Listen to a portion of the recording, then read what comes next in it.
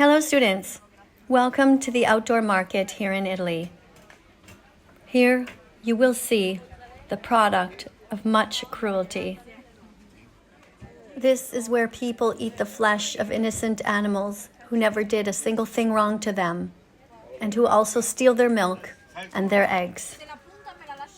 Nobody needs to eat animal products if they live near a store that sells alternatives such as tofu, beans, rice, lentils, chickpeas, and oats. There is no reason to buy, for example, this cheese, which looks almost identical to tofu, but which contains so much violence in the cycle of violence that is the dairy industry. Baby boy cows are removed from their mothers and killed at just a few days old so that humans can steal the milk and turn it into this. My necklace says, vegan because good people don't hurt animals. Most people here are highly uneducated and don't really know what's going on.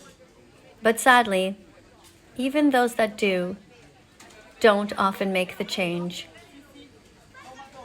One of the primary ethical motivations for veganism is the belief in the inherent value and rights of animals.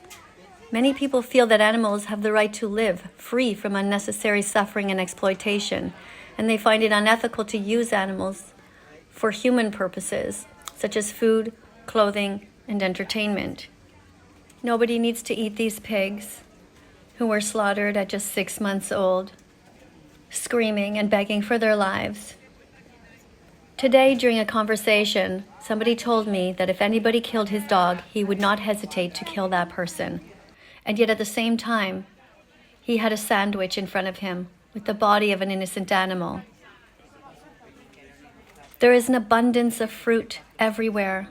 Fruits, vegetables, nuts, seeds, so much to choose from. So why isn't everybody trying to be vegan yet? Everybody always blames everybody else.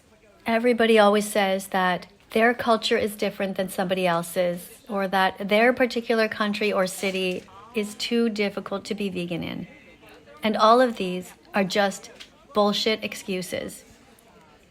Factory farming and industrial agriculture often involve practices that can lead to significant suffering for animals, including overcrowded and unsanitary conditions, physical mutilations, and lack of access to natural behaviors.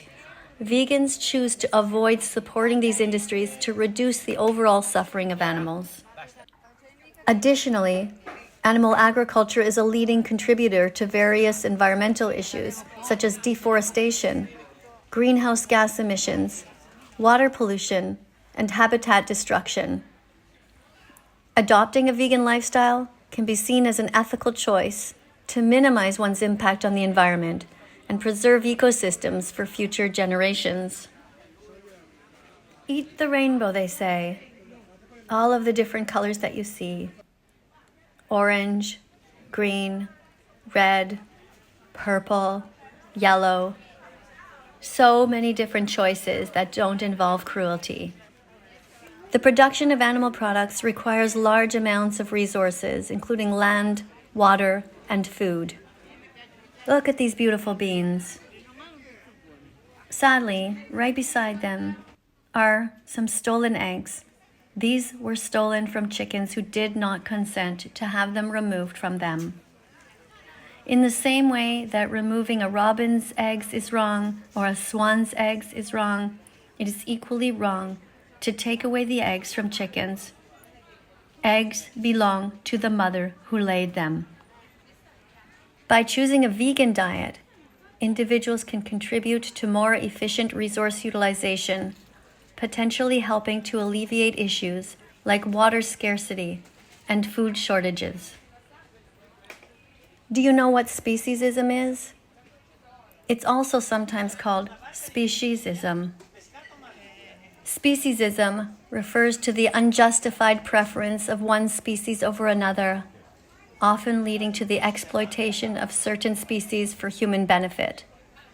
Vegans argue that speciesism is ethically inconsistent and that all sentient beings deserve equal consideration and respect. Imagine if this was a cat being cut up in public like this, or a dog. Everybody would be outraged if they saw the bodies of kittens laying down here. This is an example of speciesism. It's racism towards animals.